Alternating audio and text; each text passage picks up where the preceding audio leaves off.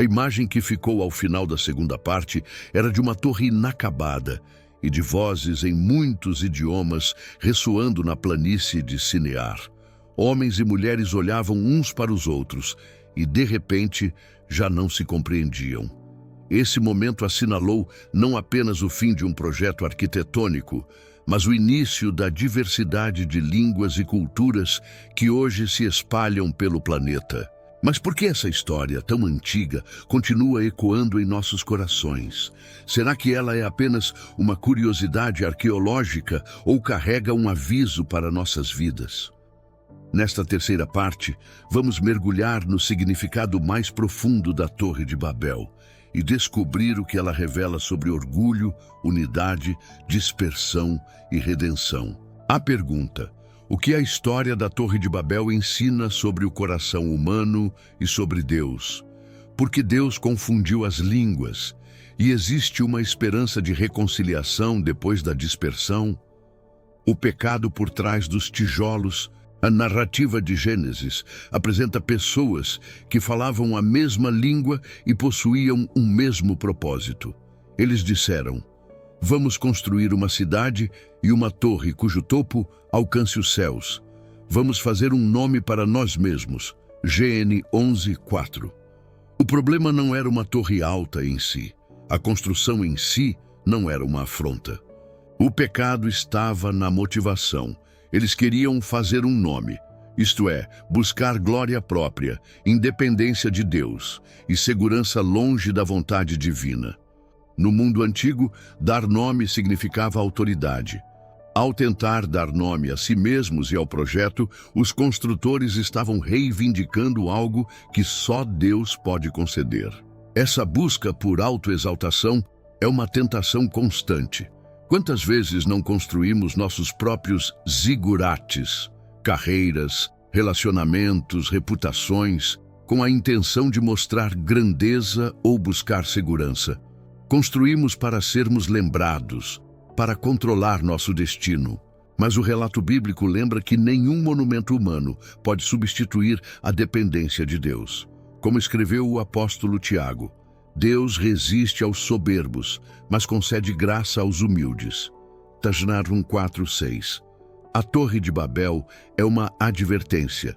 O orgulho é a raiz de muitos males e a arrogância coletiva pode levar a grandes desastres.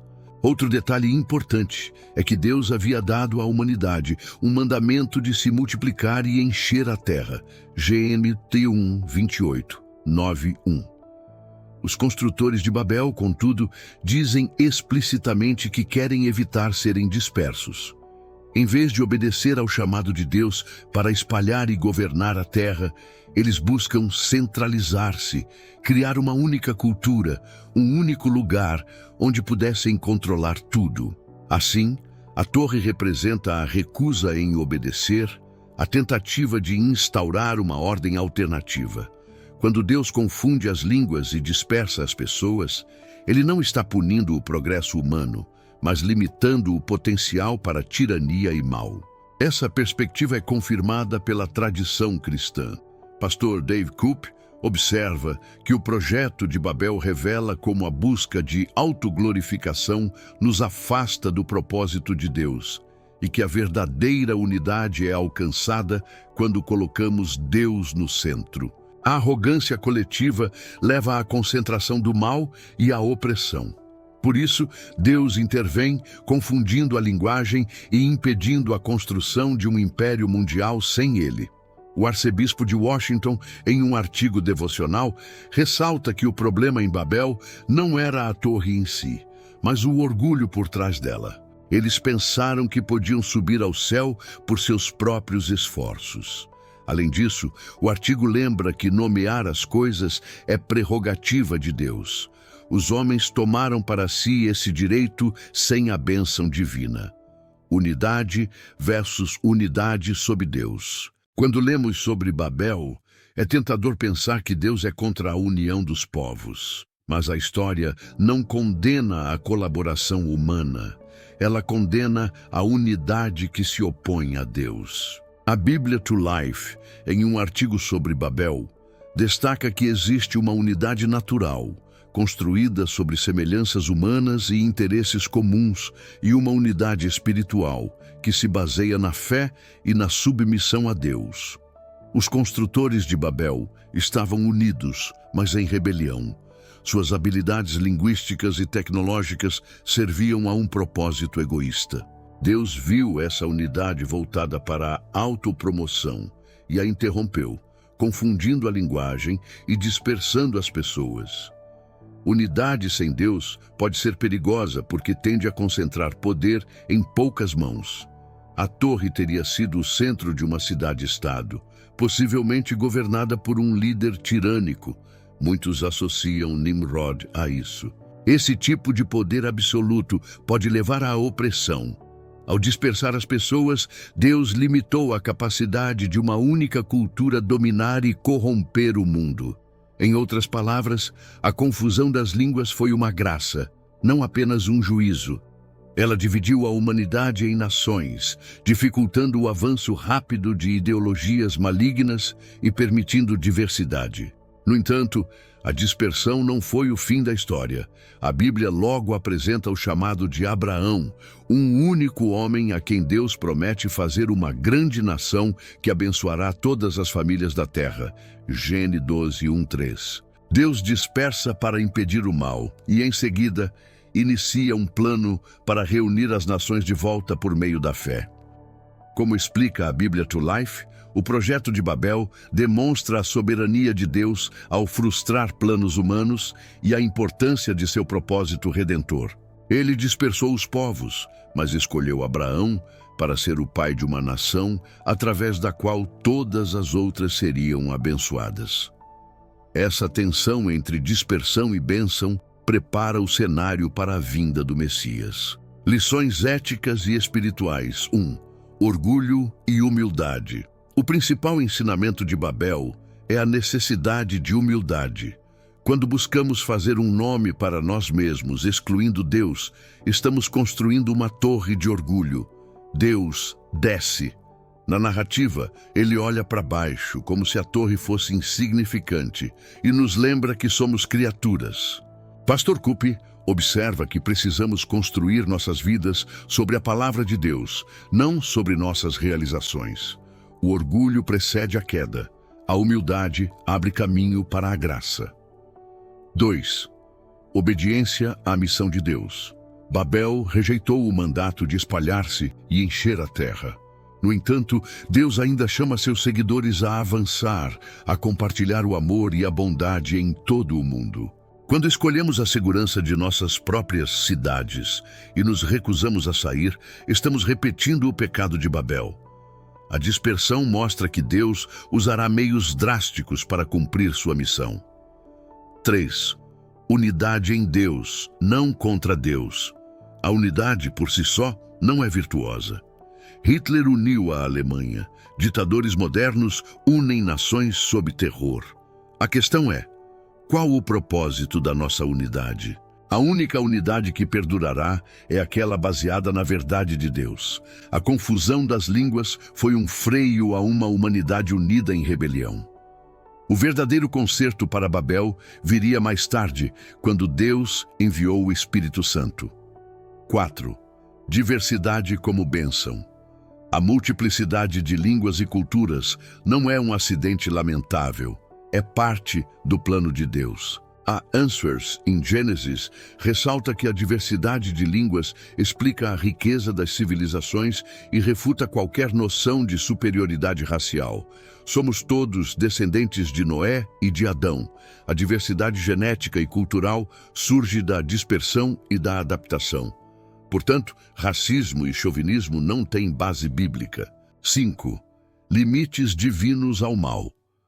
Babel mostra que Deus intervém para impedir que a maldade humana se torne irreversível. Assim como ele enviou o dilúvio para restringir a violência dos antediluvianos e confundiu as línguas para impedir uma tirania global, Deus age na história para limitar o poder de impérios opressivos. Em nossos dias, essa intervenção pode ocorrer de formas inesperadas. 6. O chamado para a construção espiritual. Os zigurates eram plataformas que pretendiam unir céu e terra. Muitos místicos antigos acreditavam que era possível manipular os deuses por meio de rituais. Em contraposição, a Bíblia nos ensina que Deus desce até nós não porque construímos escadas, mas por sua graça. Ele escolheu habitar entre seu povo no tabernáculo, depois no templo e finalmente em Jesus Cristo. Em vez de construir torres para alcançar o céu, somos chamados a construir uma vida de fé, esperança e amor. O pagode dos Gaiko e outras lendas, um eco universal. Na segunda parte mencionamos lendas da Mesopotâmia, Ásia e América que lembram Babel. Uma das mais curiosas vem dos Gaiko, ou Gaiko, um grupo do povo Karen em Myanmar. Eles narram que seus ancestrais começaram a construir uma pagode gigante para alcançar o céu. No meio da obra, o Deus deles desceu, confundiu a língua do povo e os espalhou pela terra. Esse pagode, equivalente budista a um zigurate, foi destruído e cada grupo passou a falar uma língua diferente. A semelhança com a história bíblica é impressionante. Outra lenda menciona que, entre povos da Shin, Myanmar, a torre foi construída para capturar a lua. Em ambos os casos, a humanidade tenta se elevar até o domínio divino. O resultado é dispersão e diversidade linguística. Histórias, como a dos Gaiko, mostram que a ideia de uma construção que une o mundo e de uma confusão de línguas não é exclusiva da Bíblia. Seria coincidência? Alguns argumentam que essas lendas poderiam ser memórias ancestrais de um evento real. Uma antiga torre ou templo que simbolizou a ambição humana. Outros sugerem que são narrativas independentes que surgiram porque a humanidade compartilha inquietações universais. O desejo de transcender, o medo de desagradar os deuses, a perplexidade diante das diferentes línguas. Independentemente da origem, tais lendas reforçam o tema moral. A arrogância é punida, a transgressão de limites traz desordem. Se Babel é a história da dispersão, Pentecostes é a história da reconciliação. O livro de Atos dos Apóstolos relata que, 50 dias após a ressurreição de Jesus, o Espírito Santo desceu sobre os discípulos em Jerusalém. Línguas como de fogo pousaram sobre eles, e todos começaram a falar em outras línguas conforme o Espírito concedia. Atos 2, 1, 12. Havia judeus de todas as nações debaixo do céu, e cada um ouvia a mensagem na sua própria língua. O milagre de Pentecostes não aboliu as línguas, mas comunicou a mensagem do Evangelho a cada povo em sua própria língua, mostrando que a boa nova é para todos. Ligonier Ministries, em um devocional chamado Babel Reversed, observa que em Babel, Deus dividiu as línguas para conter o mal, enquanto em Pentecostes, ele usou as línguas para unir as pessoas na fé. O Espírito Santo reverte Babel ao transformar a diversidade linguística em diversidade de culto. O texto ressalta que a unidade da igreja não é uniformidade cultural, mas comunhão em Cristo. Assim, Deus não elimina as diferenças, ele as harmoniza. Esse é o início da reversão de Babel, que se consumará quando toda língua, tribo e nação adorar diante do trono de Deus. AP 7:9. Essa ligação entre Babel e Pentecostes nos ensina que a dispersão das línguas não foi uma maldição sem remédio, foi um ato de misericórdia, destinado a impedir o mal, que apontava para um plano futuro de salvação universal. A confusão das línguas preparou o caminho para a revelação de que Deus chama pessoas de todas as culturas para serem um só povo, não por meio de um idioma único ou de um império humano, mas pela fé em Cristo. Ao refletirmos sobre Babel, devemos perguntar: qual torre eu estou construindo? É fácil olhar para os antigos e pensar: como ousaram desafiar Deus? Contudo, todos nós temos nossos zigurates pessoais. Pode ser a obsessão por status profissional, a busca incessante por riqueza, a tentativa de controlar família ou comunidade.